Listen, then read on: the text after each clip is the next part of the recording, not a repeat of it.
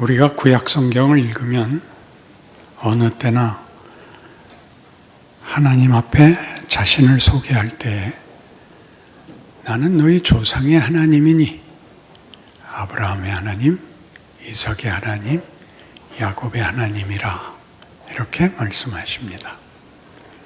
그러니까 이 세 인물의 생애는 매우 중요한 본문을 담고 있다는 뜻이지요. 우리는 아브라함 때 그 죽어가는 인생의 그 비극에 내가 네게 복을 주어 모든 족속이 너를 인하여 복을 얻을 것이니라 라는 전혀 예상치 못했던 그 반전이 일어나는 것을 보았고, 이삭의 생애는 그가 태어날 수 없는 자가 태어나더니 죽이라고 하더니 그 다음에 다시 살려주시고, 그 죽음이라는 과정이 창조와 부활 사이에 필요한 과정이라 이렇게 말씀하시는 것을 배웠습니다. 오늘 야곱은 바로 그 과정에 관한 긴 이야기입니다. 야곱은 창세기 25장에서 등장해서 창세기 49장까지 야곱의 얘기로 되어 있습니다. 꽤 긴 과정을 설명하고 있는 셈이죠. 야곱은 태어날 때부터 복중에서 장자권을 얻으려고 싸운 사람입니다. 놀라운 일이죠. 아무것도 모르는 핏덩이가 장자권을 얻으려고 싸우다가 에서가 먼저 나오고 그는 얼마나 집요하게 그 자리를 노렸는지 그 발목을 잡고 나옵니다. 그래서 차남이 되었죠. 아시다시피 고대 사회에서나 현 시대에나 별로 크게 다르지 않게 세상 질서에서는 그 장남이라는 자리가 매우 커서 부모의 모든 것이 장자에게 넘겨집니다. 그래서 태어난 이후에 야곱은 장자권을 얻기 위하여 별의별 일을 다 벌이는데, 예를 들면 사냥 나갔다가 돌아와 배가 고파서 쩔쩔매는 형에게 팥죽 한 그릇을 장자권과 바꾸자 그러고, 형은 기꺼이 바꾸고 그렇게 장자권을 뺏어갔습니다. 또 아버지가 나이 들어 장남을 축복하겠다고 부른 사이에 새치기를 해서 들어가서 그 아버지를 속이고, 아버지는 장남인 줄 알고 모든 복을 야곱에게 주었습니다. 그래서 형에게 쫓기게 되죠. 형이 여간만 화를 낸 게 아니고 죽이려 들기 때문에 외삼촌 집으로 도망을 가게 됩니다. 그 도망가는 과정에서 창세기 28장에 나오듯이 베델 사건이 벌어집니다. 돌베개를 베고 자는데 하나님이 나타나서 그에게 복을 약속하시죠. 너 누운 땅과 네 사방의 모든 땅을 너와 네 자손에게 주리라. 그리고 내가 네게 약속한 것을 다 이루기까지는 너를 떠나지 아니하리라. 그리고 고향으로 돌아오게 하겠다. 이렇게 약속이 되어집니다. 야곱도 감동하고 그 기름을 붓고 내가 무사히 돌아오면 여기에 제단을 쌓겠습니다 라는 소원까지 하게 되죠. 외삼촌 집에 가서 그는 결국 종노릇 외에 아무런 대접을 받지 못합니다. 그래서 그가 외삼촌께 얘기하여 자기 몫을 달라. 그런데 나중에라도 그 구별이 불분명할 테니까 얼룩진 양이나 염소, 아롱 반점이 있는 가축들은 내 것이고 그런 것이 없는 생물들은 다 삼촌 것입니다. 좋다. 그래서 그 외삼촌이 자기 때에 있던 그 아롱진 것, 얼룩진 것을 다 구별해서 멀리 보내버립니다. 그런데도 뜻밖의 아롱지고 얼룩진 것이 많아서 재산이 삼촌을 넘어서게 되죠. 그러자 그 삼촌의 아들들이 이제 야곱을 미워하게 되고, 고대 사회가 그랬듯이 그 재산을 뺏기 위하여 그를 죽이려고 합니다. 야곱은 사실 굉장한 지위를 그때 갖고 있어서 그 첫째 딸과 둘째 딸을 둘 다 아내로 가진 외삼촌의 사위가 되어 있었는데도 그는 자기 목숨을 부지하기 위하여 야밤 도주를 해야만 했습니다. 그가 두 부인과 떼를 모으고 돌아오는데 들리는 소문에 에서가, 자기 형이 야곱이 돌아온다는 소식을 듣고 마중을 나오는데 군사 400을 데리고 나옵니다. 야복나루에서 야곱은 목숨을 구하기 위하여 자기의 재산을 때로 나누어 오는 에서를 만나거든, 형을 만나거든, 이것은 다 동생 야곱이 형님께 드리는 예물입니다 라고 해라. 이렇게 여러 때를 보냅니다. 조금 전에 설명한 것은 우리의 이해를 위한 것이고, 성경의 표현은 이걸 형이 묻거든 주의 종이 주께 바치는 예물입니다. 이렇게 그 관계의 그 계급 차이가 매우 높게, 그러니까 매우 몸을 사린 고백을 전하게 합니다. 그런데 이제 아끼던 마지막 자식들과 아내들까지도 야복나루를 건네고 마지막 밤을 혼자 지내고 있는데 천사가 내려와 그에게 도전을 합니다. 그 싸움에서 천사가 이기지 못하자 연 먹어라 하고 한 방 먹이고 나 간다. 그러자 갑자기 야곱이 붙잡고 축복하시지 않으면 보낼 수 없습니다. 이렇게 되어 있어서 이 장면을 많이들 제대로 이해하지를 못합니다. 야복강에서 벌어진 이 일은 여러분 아까 28장에서 하나님이 한 약속 속에 있었던 것과 이렇게 크게 차이가 납니다.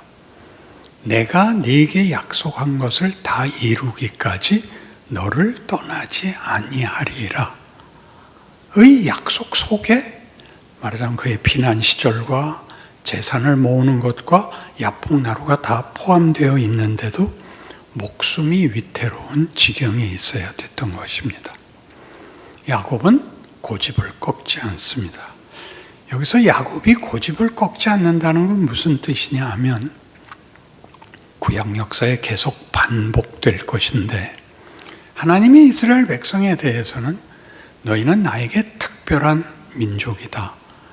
너희는 제사장 나라가 되어야 되고 나는 네 아비가 되고 너희는 내 자녀가 되어야 된다 라고 약속하시지만 이스라엘은 역사 내내 이 약속을 어깁니다. 그래서 여러분에게 그 얘기도 했죠. 왜 이스라엘 역사에서 이스라엘 백성은 하나님을 제대로 모시지 못하고 순종하지 못했을까? 이유는 너무나 자명한데 모두 잊고 있습니다. 백성이 요구하는 것을 하나님이 주시지 않습니다. 하나님이 주시려고 하는 것은 저들의 정체성, 저들의 신분, 운명에 관한 것인데, 이스라엘 백성들 더하기 모든 이방 민족, 그리고 현대를 사는 우리까지도 인간은 생존 경쟁에서 도망칠 수가 없습니다. 약육강식이니까 우리는 서로 치열하게 다투어 이겨야만 되고, 이 치열함은 온갖 방법을 다 동원할 수밖에 없는, 거짓말도 하고 강도짓도 하고 도둑질도 하는. 그래서 여러분 잘 아는 율법의 10계명에서는 이 부분을 다루고 있죠. 거짓말하지 마라, 도둑질하지 마라, 살인하지 마라. 그게 무슨 얘기냐면, 나는 네 하나님이고 너희는 너희의 필요를 이웃에게서 뺏어올 필요가 없다 라는 뜻인데, 인간은 가장 크게 어떤 현실에 직면해 있냐 하면, 내 필요가 나 스스로 만들 수 없는 것이기 때문에 이웃에게서 뺏어와야지 다른 방법이 없다라는 현실을 살게 됩니다. 그리고 이 일에 야곱은 철저히 세속인입니다. 그래서 그는 부자가 되는데, 그 부자가 되는 이유, 그 모든 과정은 다 하나님 없는 인간이 저지르는 모든 좋지 않은 인생과 방법입니다. 근데 놀랍게도 이 과정을 하나님께서 함께 하시는 중에 일어난다는 사실이죠. 그러니까 야곱의 생애를 우리가 꼭 지켜봐야 되는 것은, 그가 하나님이 자신의 요구를 들어주지 않는 세상 규칙 속에서, 우리 신약식으로 얘기하면 죄와 사망이 왕노릇하는 곳에서 하나님만 섬기고 살 수 있는 처지가 못 된다 하는 현실이 그를 약탈자가 되게 하고, 속임수를 쓸 수밖에 없고, 무슨 수를 써서라도 승자가 되어야 한다라는 현실에 묶일 수밖에 없었다라는 것입니다. 그게 이 야복나루에서 이제 터지는 거죠. 야곱에게 와서 씨름을 거는 하나님의 사자는 야곱에게 묻는 겁니다. 내가 살아온 모든 것들이 너에게 어떤 결과, 어떤 가치와 유익을 만들었는지 봐라. 야곱의 대답은, 그럼 무슨 다른 수가 있습니까? 내가 나를 돌보지 않으면 누가 나를 돌보겠습니까? 그러니까 우리가 지금 성경에서 보는 그 사람이 야곱을 이기지 못함을 보고입니다. 그것은 씨름의 문제도 아니고, 다른 어떤 뭐라 그럴까요?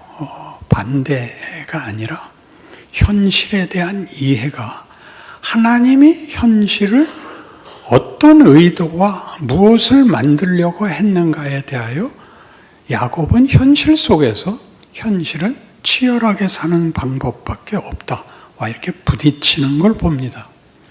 그러자 한 방 먹죠.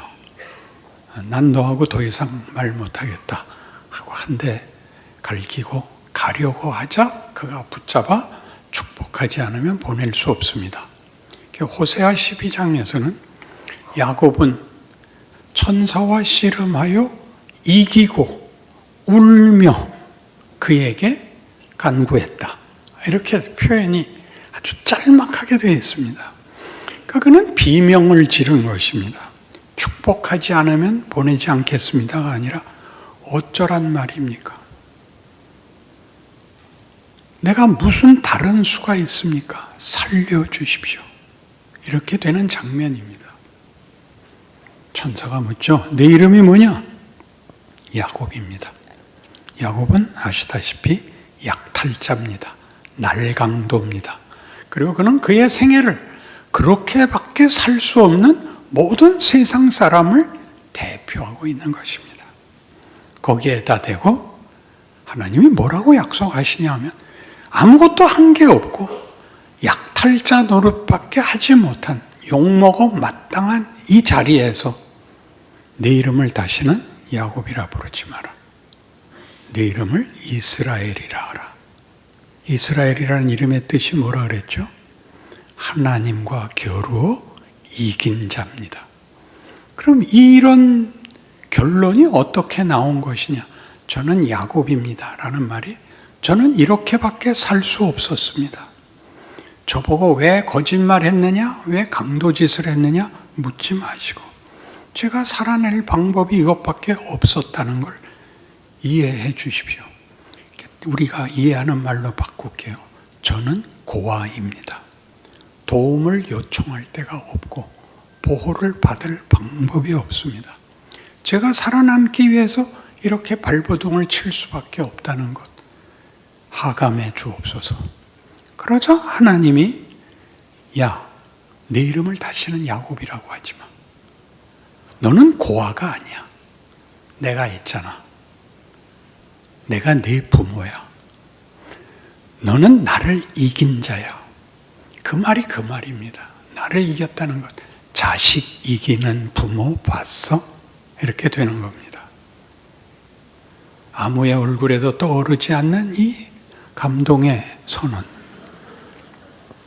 그 기독교가 얼마나 놀라우냐 하면 아담이 먹지 말라는 선악과를 먹었고 그래서 어느 자리에 처해졌었죠? 서로 죽일 수밖에 없는, 형이 아우를 죽일 수밖에 없는, 살아남기 위해서. 노아의 홍수를 지내서도 결국 해야 될 게 그대로는 죽을 수 없다라는 발버둥을 치는 자들을 하나님이 그대로 죽이지 않기로 하고 흩어버리고, 그리고 느닷없이 그 앞에 있었던 내용들을 이어갈 수 없는 선은 모든 족속이 너를 인하여 복을 얻을 것이니라. 아브라함이 완벽해서 뛰어나서 아니요. 인류에게 하는 약속인 것입니다. 이제 야곱에서는 한술 더 떠서 내가 네 부모야. 부모가 살려고 자식 잡아먹는 거 봤어? 이렇게 얘기하는 대목이죠. 기독교란 이렇게 놀라운 것입니다. 제가 이 신약 성경 다시 보기, 구약 성경 다시 보기 하면서 요절로 삼았던 에베소 1장 3절에서 6절을 기억하시죠? 우리 주 예수 그리스도의 하나님께 찬송을 올리자입니다. 그가 우리를 하늘에 속한 모든 신령한 것으로 복주기를 원하며 우리를 거룩하게 사랑 안에서 자식을 삼으며 우리에게 거저 주시는 바 그의 은혜를 영광을 찬송하게 하려는 것이라. 이게 하나님입니다. 하나님은 우리에게 복 주기를 원하고 우리를 자식으로 대하고 있는데 왜 이런 고난의 과정이 필요하냐? 하나님 없으면 인간이 어떻게 되는가를 봐라. 이 시간입니다. 하나님이 없으면 우리는 서로 약탈을 할 수밖에 없고 서로 속일 수밖에 없습니다. 왜요? 모두가 부족하니까. 이 부족을 채울 아무것도 갖고 있지 않기 때문에 이웃을 약탈해야 되는 것입니다. 이게 우리가 살고 있는 세상입니다. 왜 우리를 여기에 보냈냐고요? 보이잖아요. 하나님 모르는 인간은 다 폭력의 지배 속에 있고 비참한 현실을 살 수밖에 없고 그는 체념 속에서 반발할 수밖에 없다. 죽어나가거든요. 어떤 승리도 아무런 가치가 없거든요. 거기에 비하여 우리는 어떤 현실도 우리를 망하게 하지 못합니다. 내가 네게 약속한 것을 다 이루기까지 너를 떠나지 않을 것이며 너를 불러 이 땅에 오게 할 것이다. 그 약속이 이 실패, 이 못남을 감수하는 과정을 가지더란 말이죠. 야곱의 형편없는 도적질, 그 사기, 아무런 인간으로서의 가치나 내용은 자랑할 데가 없고 싸움 이외에는 아무것도 할 수 없는 그 야곱이 여기 와서 무너지는 것입니다. 살려주십시오죠. 하나님은 그에게 뭘 만들려고 했다고요? 하나님이 우리에게 뭘 만들려고 하는가? 무엇을 채우려고 하는가? 왜 우리를 이 약육강식의 현장, 생존 경쟁이 유일한 법칙인 세상 속에 우리를 보내는가? 하나님이 없으면 인간이라는 존재가 어떤 존재가 되는지 봐라. 가장 뛰어난 존재라 할지라도 체념에 불과하고 보통은 다 보복 속에서 산다. 원한을 갚는 게 유일한 삶의 동력이다. 부끄러운 것을 부끄러워할 줄 모른다. 너희만 다르다. 너희는 나의 영광의 찬송이다. 진정한 인간의 덕목들은 용서에 있고 사랑에 있고 기다려줌에 있고 공감해 주는 데 있다. 하나님이 자기 아들을 보냄으로써 증명한 것 아닙니까? 하나님은 우리의 모든 처지에 찾아 들어오시지 심판하시지 않습니다. 신이 죽음의 자리까지 따라 들어오십니다. 이게 기독교입니다. 그럼 여러분들이 신앙생활을 하는 데 있어서 가장 중요한 게 뭐냐 하면 신약 성경 때 했던 것 같이 여러분이 성육신을 잊고 있다는 걸 잊으시면 안 됩니다. 하나님이 인간이 되시며 인간의 처지에 찾아오시며 우리의 그때 정도를 수준을 심판하지 아니하시고 기다리십니다. 한 칸씩 배우도록 이건 아니야 이렇게 큽니다. 그리고 더 적극적으로 하나님이 우리에게 주신 것은 진리와 생명, 찬송과 영광에 속한 거야 라는 인간 본연의 존재, 본문을 담게 됩니다. 그러니 여러분이 세상에서 나가서 인생을 살 때 어려운 일을 겪을 때마다 이 생각을 하십시오. 예수는 오셔서 어떤 기적도 이루실 수 있었는데 죽은 자도 살렸으니까 문둥병도 고쳤고 오병이어의 기적도 있었고 바다 위를 걷기도 하셨습니다. 이분이 이룰 수 있는 분이 이것보다 더 큰 임무로 무엇을 한 겁니까? 우리가 죽는 자리에 따라 들어온 거죠. 죽음마저도 너희와 하나님을 갈라놓을 수 없다. 내가 죽음까지 껴안는다. 여기까지 알고 계시다면 여러분은 여러분의 현실, 신앙생활의 현장에서 여러분의 본문을 만들어가는 일에 하루하루를 사용하셔야 됩니다. 한꺼번에 성자가 돼서 완벽해진다는 뜻이 아니고 견디셔야 됩니다. 한 번만이라도 잘해보자 이렇게 목표를 정하시고 그래서 나이가 들어야 된다는 이유가 하나씩 배워가는 것이죠. 세상이 우리를 유혹하는 권력, 분노, 세상에서 말하는 공평 이런 것들은 다 거짓입니다. 공평은 하나님만이 주실 수 있는 것이지 우리의 공평은 악한 자에게는 악으로 갚아야 된다가 공평이죠. 그러니 분노와 저주를 놓으시고 여러분 자신의 신앙을 체념과 반발로 가지지 마시고 주께서 여러분과 함께 하사 지금 여러분의 현장과 조건 속에 여러분을 지키고 있다는 사실을 기억하여 하루가 굉장한 하루라는 것, 그리고 많은 날이 필요하다는 것, 언제쯤 돼야 플러스로 돌아설 수 있느냐? 많이 봐줘서 60. 그전에는 상처와 후회가 난무하는 인생을 살 수밖에 없는데 그게 일을 한다는 것 기억하셔서 예수를 믿는 것이 주일 하루 예배 보러 오는 것으로 끝나는 것이 아니라 내가 살아있는 한 모든 곳에서 모든 정황에서 하나님을 믿는 자는 어떤 자리로 가야 하는가에 반면 교사와 성령의 도우심 속에 있다는 것을 아는 승리와 항복이 꽃 피우고 충만하고 자랑이 되시기를 바랍니다. 아멘.